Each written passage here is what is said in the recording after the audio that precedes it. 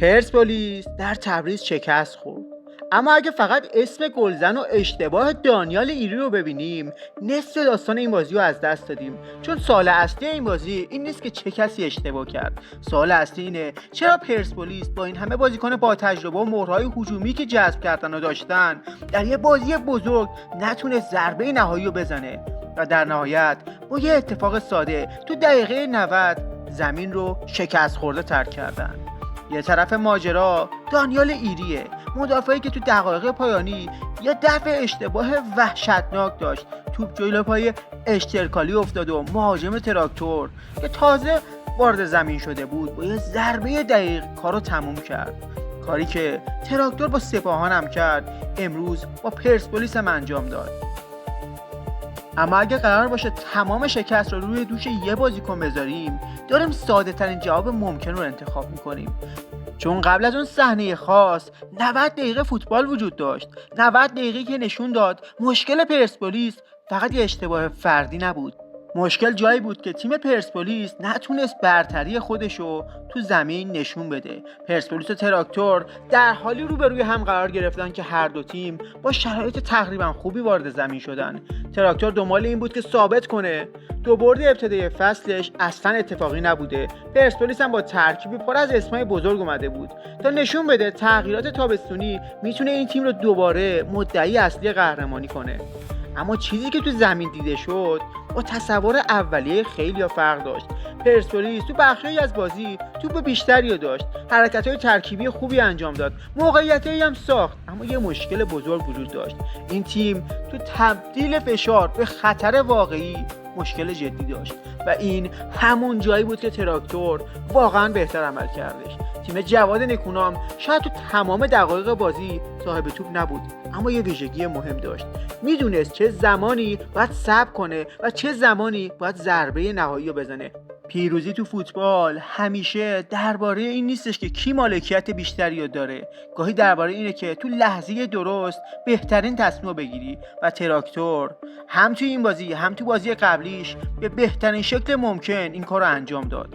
نیمه اول یه تصویر جالب داشت. پرسپولیس نشون داد که قصد داره بازی رو کنترل کنه، اما هر چقدر جلوتر رفتیم مشخص شد کنترل بازی با ایجاد موقعیت گل تفاوت خیلی زیادی داره.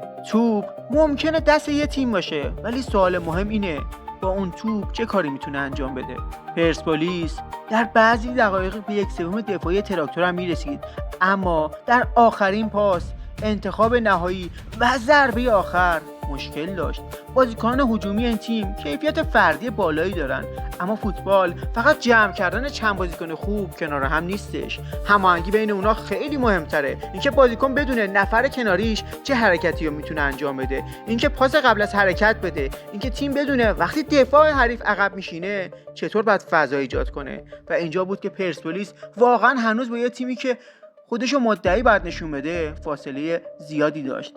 اما تو سمت دیگر بازی تراکتور آروم آروم بازی رو به سمت چیزی برد که میخواست.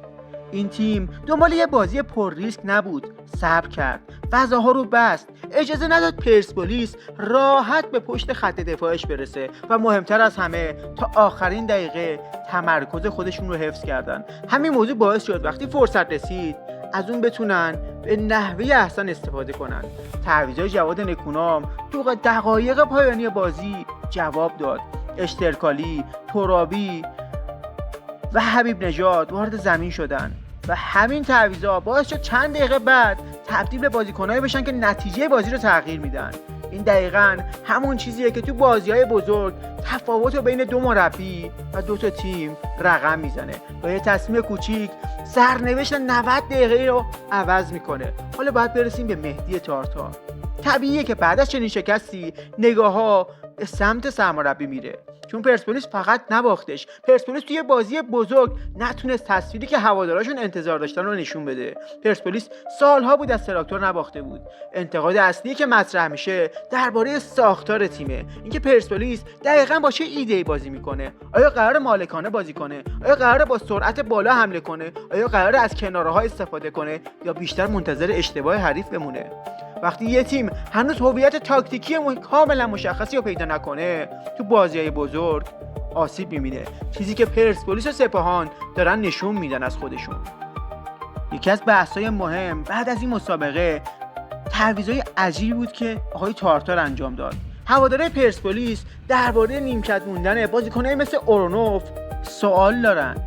اینکه آیا در چنین مسابقه‌ای داشتن یه بازیکن خلاق که بتونه در یه لحظه دفاع حریف رو باز کنه نمیتونست شرایط بازی رو تغییر بده؟ جوابش با شما. گاهی یه بازیکن روی نیمکت میمونه و اگه وارد زمین بازی بشه کاملا شرایط بازی رو تغییر میده، کاری که بسیار ما از اورونوف دیدیم. گاهی هم همون تصمیم درست باعث میشه نتیجه جور دیگه رقم بخوره، کاری که تارتار انجام داد با 3 دفاع کردن تیمش بازی رو واگذار کرد. اما چیزی که مشخصه پرسپولیس تو دقایق پایانی به خلاقیت بیشتری نیاز داشت و اون تعویض اصلا تعویضی نبود که باید تارتار انجام میداد. همه تعویضهای آقای تارتار دفاعی بودن. حالا برگردیم به دانیال ایری. اشتباهش واقعا فاجعه و واضح بود. در چنین سطحی یه تصمیم اشتباه تو خط دفاع میتونه همه داشته‌های یه تیم رو نابود کنه. اما یه تیم بزرگ نباید به جایی برسه که یه اشتباه تنها راه شکست خوردنش باشه. اگه پرسپولیس در طول بازی میتونست گل بزنه، اون صحنه دقیقه 90 فقط اتفاقی کوچیک میشد. اگه یه تیم از نظر تاکتیکی کاملا مسلط بود، یه اشتباه فردی نمیتونست نتیجه بازی رو تغییر بده. پس ایری آخرین نفر تو زنجیره اشتباهاته، نه تنها دلیل شکست پرسپولیس. برای تراکتور این برد خیلی ارزش داشت، نه فقط به خاطر 3 امتیاز، بلکه به خاطر اینکه نشون دادن اونا میتونن تو مسابقات بزرگم با برنامه بازی کنن. 2 برد مقابل 2 تیم بالای جدول، یعنی سپاهان و پرسپولیس، نشون داد نکونام برای این فصل انگیزه های زیادی رو داره. بردن پرسپولیس برای نکونام یه انگیزه زیادی رو ایجاد کرد. یه پیام هم داشت واسه کل لیگ برتر که نکونام برگشته برای اینکه انتقامش رو بگیره. اما برای پرسپولیس این شکست شاید بیشتر از یه باخت باشه. این مسابقه یه سوال بزرگ رو تو ذهن هوادارا ایجاد میکنه. آیا این تیم فقط نیاز به زمان داره تا هماهنگ بشه، یا اینکه تارتار باید خیلی سریعتر یه هویت مشخص رو برای تیمش پیدا کنه؟ آیا پرسپولیس اومده فقط تو بازی‌های کوچیک بازی رو ببره و قراره تو بازی‌های بزرگ بازی هجومی ازش نبینیم؟ سوالیه که تو ذهن همه شکل میگیره. فوتبال ایران معمولا فرصت زیاد نیست، مخصوصا وقتی روی نیمکت پرسپولیس نشسته باشی، باعث میشه که نتونی موقعیت پیدا کنی، نتونی به گل برسی. پرسپولیس بازیکن‌های هجومی زیادی داره، اما از اونا به نحو احسن استفاده نکرد. اورونوف با این وضع، با زاویه‌ای که تارتار باهاش پیدا کرده، احتمالاً فصل خوبی رو نخواهد داشت، مگر اینکه نظر تارتار عوض بشه. به نظر شما نتیجه این بازی عادلانه بود؟ نظرتون حتما تو کامنت ها با همون در میون بذارید. ممنونم که تا این لحظه همراه هم بودین. تا ویدیو بعدی، خدا نگهدار.